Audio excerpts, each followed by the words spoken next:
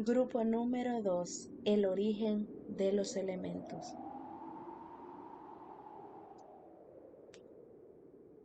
Todo lo que vemos a nuestro alrededor, lo que nos rodea, las montañas que rascan las nubes,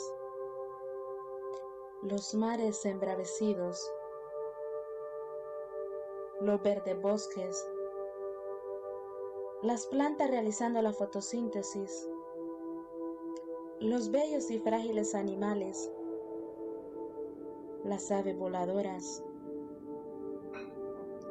nuestras máquinas, los amigos y familia que nos rodean, la tierra en la cual vivimos, el sol que nos alumbra, los planetas, las galaxias remotas o una simple tarta de manzana, todo ello, todo, está hecho con solo los 92 elementos químicos estables combinados adecuadamente.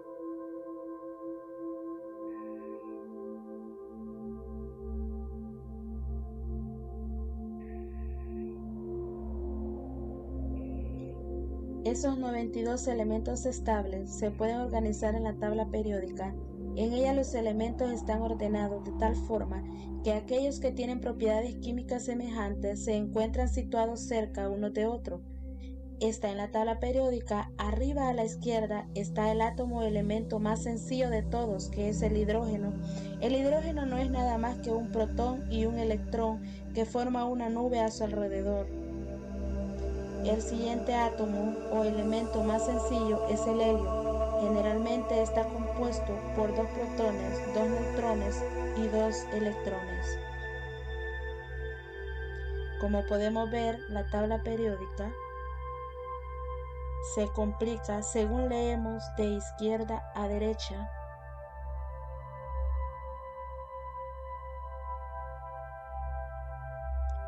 Y de arriba hacia abajo, que es como aumenta su número atómico, es decir, el número de protones de su núcleo, o lo que es lo mismo, el número de electrones de su nube electrónica, que es al fin y al cabo lo que le da las propiedades químicas.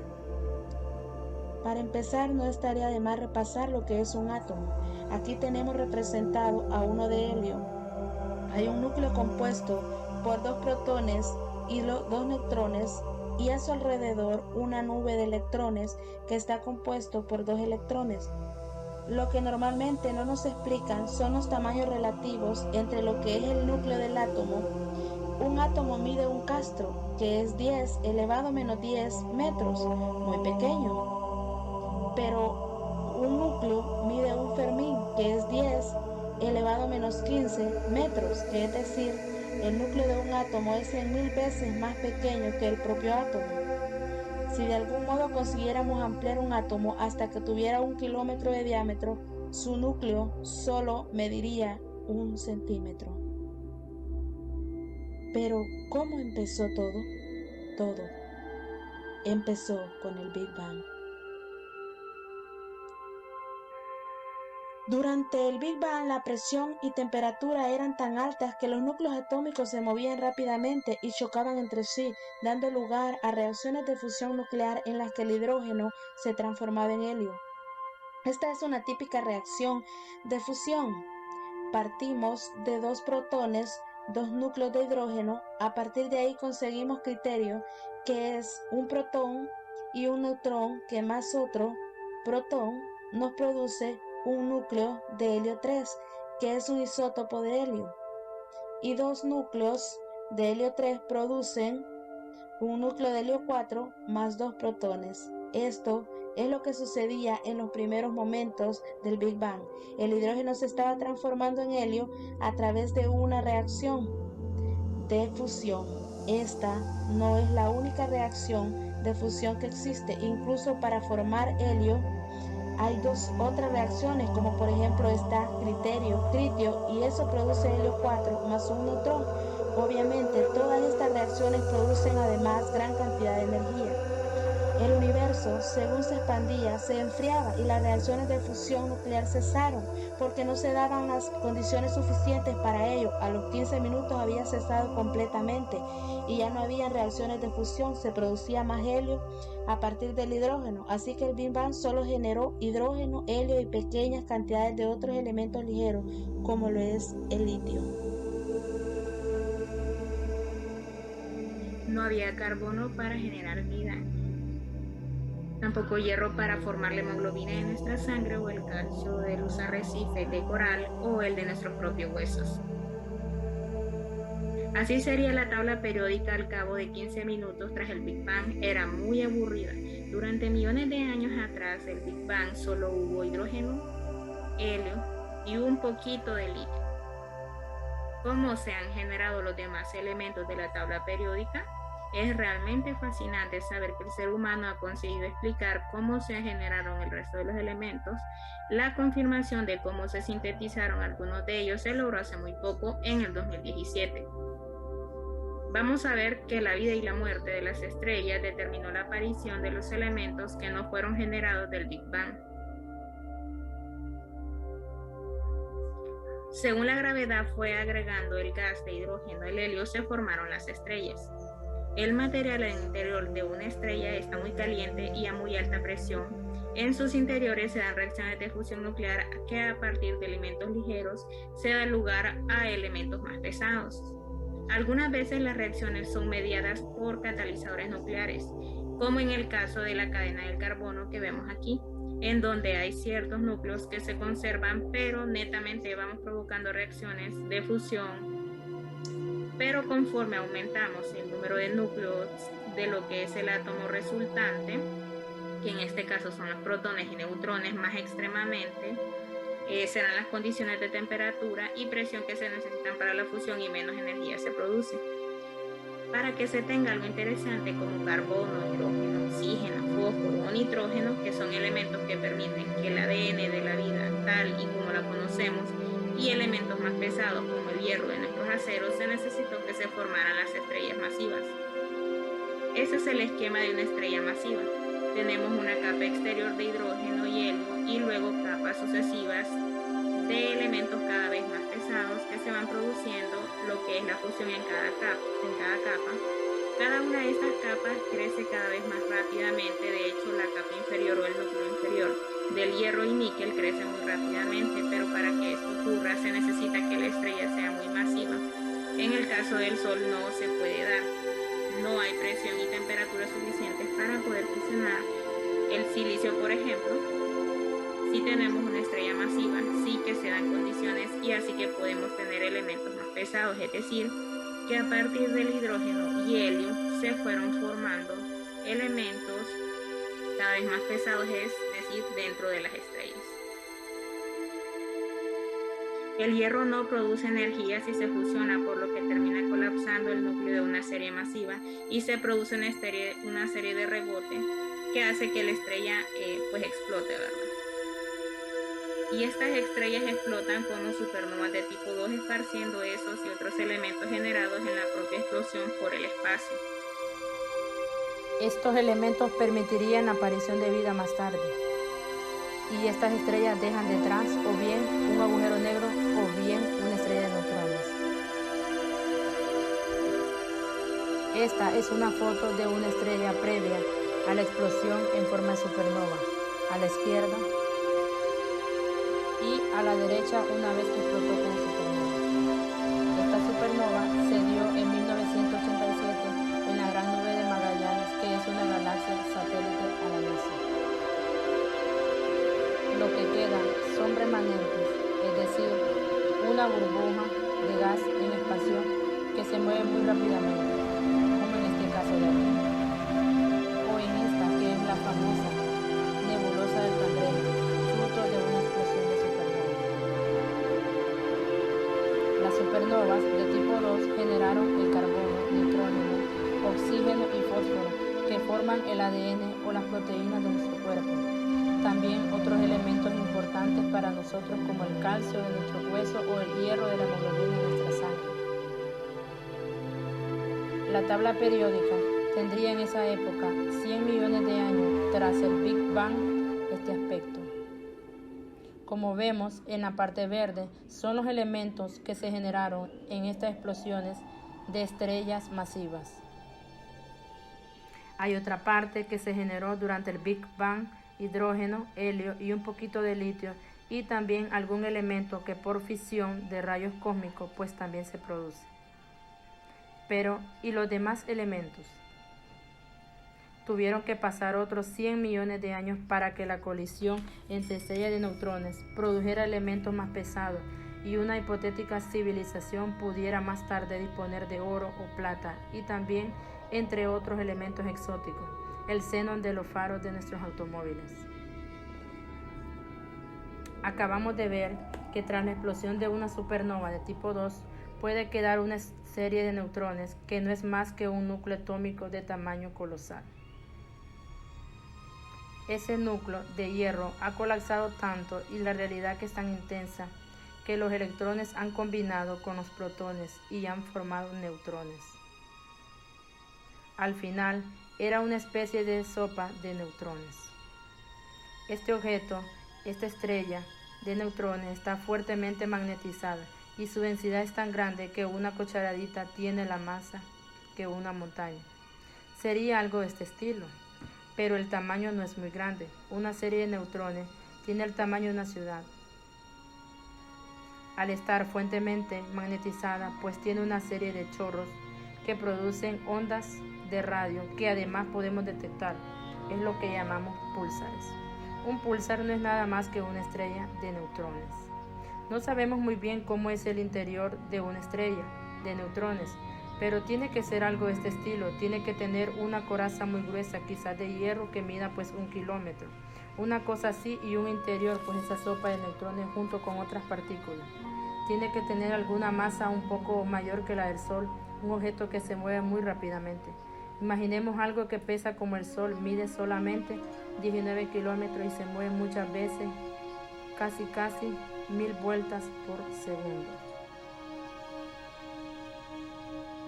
Es ahora cuando podemos echar mano de la relatividad general y de las ondas gravitacionales.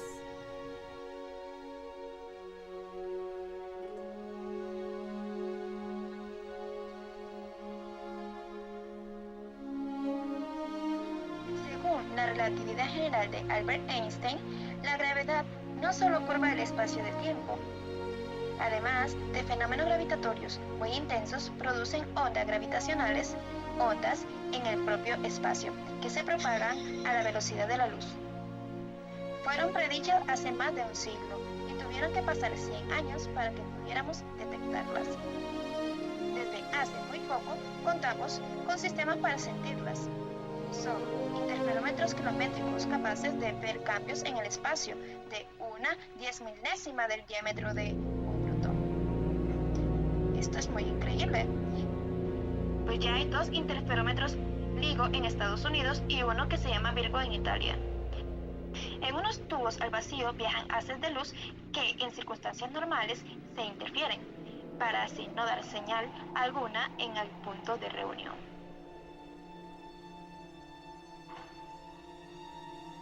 Pero cuando llega una onda gravitacional, se producen cambios en la longitud del espacio, que hace que las interferencias cambien, desvelándose así la presencia de estas ondas. Para generar ondas gravitacionales que se puedan detectar por estos instrumentos, se necesitan eventos colosales, como la colisión de un agujero negro o de una estrella de neutrones. El 14 de septiembre del 2015, se detectó por primera vez la colisión de 2 agujeros negros. Desde entonces, se han descubierto más de estos eventos. Ahora disponemos de una ventana para observarlos, el cosmos. Estos cuerpos masivos orbitan alrededor del centro de la gravedad común y van perdiendo energía por emisión de unas ondas gravitacionales hasta que colisionan. En esta animación podemos ver cuando 2 agujeros negros colisionan y forman agujeros negros aún mayores y producen ondas gravitacionales que son más intensas justo al momento de la colisión. Así suenan en los momentos finales si se traducen las ondas gravitacionales registradas a sonidos audibles por los seres humanos. Podemos oír el universo. Nos hablaba, pero hasta ahora no podíamos escucharlo.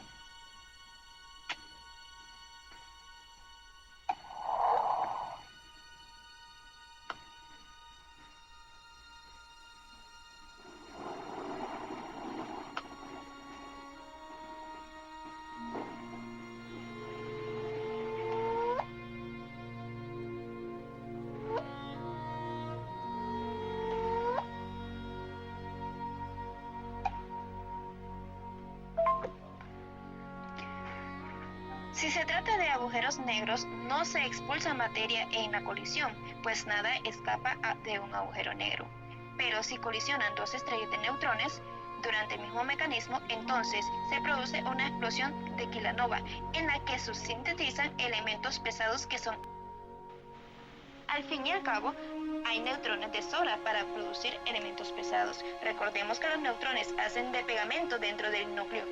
Sé que conforme aumentamos el número de protones, necesitamos más neutrones para el núcleo, que éste permanezca así de una manera estable. A todo esto se puede observar con telescopios convencionales estas explosiones de kilonova. Como resultado final de la colisión se obtiene una estrella de neutrones que sea mayor masa o bien un agujero negro.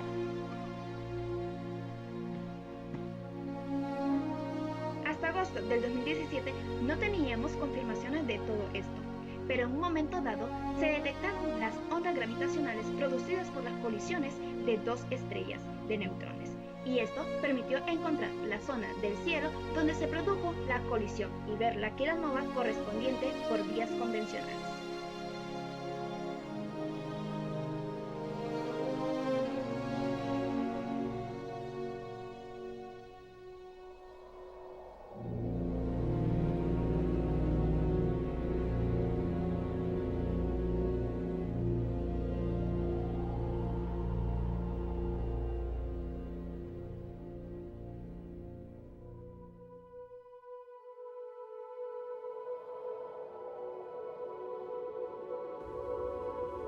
Se tomaron espectros con telescopios durante varios días de esta kilonova y se vio cómo evolucionaba. Con ellos reveló cómo surgen los elementos en este tipo de curaciones. En esta foto se puede ver la kilonova en una galaxia a 130 millones de años luz de nosotros. Es el puntito amarillo, recuadrado. Además, en las fotos inferiores pueden ver cómo evolucionaba al cabo de los días. Este logro por parte del ser humano fue sencillamente fantástica. Se inauguró la astronomía multimensajero y se confirmó el origen de parte de los elementos de la tabla periódica. Así que la tabla periódica o la composición del universo a los 200 millones de años tras el Big Bang, cuando ya se produjeron posiciones de estrellas de neutrones, serían esta. En naranja están los elementos que fueron sintetizados con este sistema de colisión de estrella de neutrones. Ya esta tabla periódica se parece más a nuestra tabla periódica familiar, aunque las proporciones no son, digamos, las correctas, porque 200 millones de años tras el Big Bang es un periodo de tiempo largo, pero desde el Big Bang han pasado 13.800 millones de años. Todo en este tiempo han pasado muchas cosas. Por tanto, aún nos queda algo más y varios miles de millones de años por transcurrir si queremos terminar nuestra tabla. Las estrellas de baja masa, como el Sol, viven mucho más tiempo que la masiva. En el caso del Sol, por ejemplo, se formó hace 5.000 millones de años y seguirá funcionando por otros tantos. Durante 10.000 millones de años, la estrella permanece estable.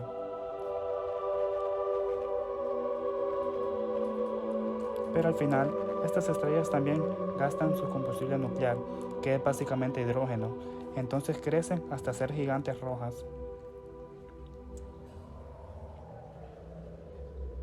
Al final, las capas escenas de la atmósfera son expulsadas.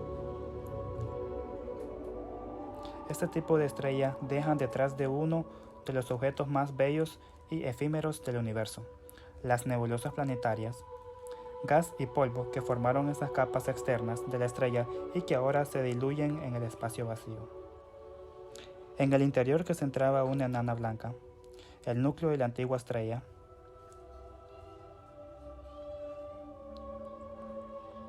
Así que, al morir, las estrellas de baja masa enriquecen el medio con elementos ligeros como litio, carbono, nitrógeno, pero también con otros más pesados generados anteriormente a partir de las cenizas de las supernovas.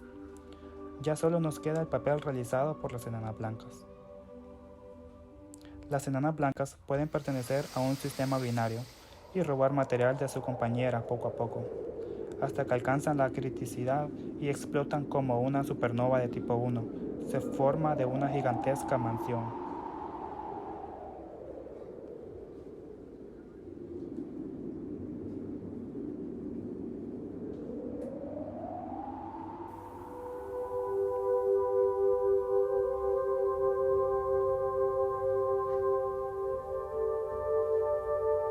La enana blanca es completamente destruida y el medio interestelar se enriquece de más elementos. La explosión de enanas blancas también generaron parte de los metales que son importantes para la industria, parte del hierro de nuestra hemoglobina y parte del calcio de nuestros huesos, pero también parte del azufre que está en la queratina de nuestros cabellos, así como parte del silicio que forma las montañas. Entonces, la tabla periódica, al cabo de 8.000 millones de años tras salir el Big Bang, sería algo así básicamente igual a como es ahora. Esta tabla periódica, además podemos ver las distintas proporciones en virtud o basándose en el origen de los elementos, cómo se han creado, cómo se han sintetizado, permitan al Big Bang, la colisión de las estrellas, electrones, la muerte de estrellas de baja masa, la fisión por varios códigos de explosión de estrellas, masiva la explosión de enanas blancas, el decaimiento reactivo de ciertos isótopos generaron y siguen generando otros elementos. El resto de los elementos, lo que duran, muy pocos son utilizados por los seres humanos.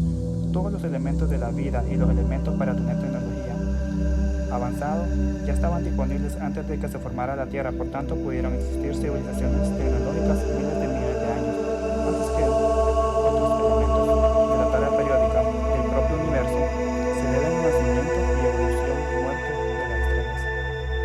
Muchas de ellas apagaron para que pudieran estar aquí todos y que algunos de nosotros podamos plantear ciertas cuestiones chicas, responderlas. Somos cenizas de estrella, nada más, pero nada menos. Somos el universo contemplándose y asimismo cuando miramos las estrellas y su belleza que estemos en nuestro mismo. Somos increíblemente afortunados de vivir una época en la que hemos averiguado todo esto es la ciencia, la más maravillosa de las aventuras.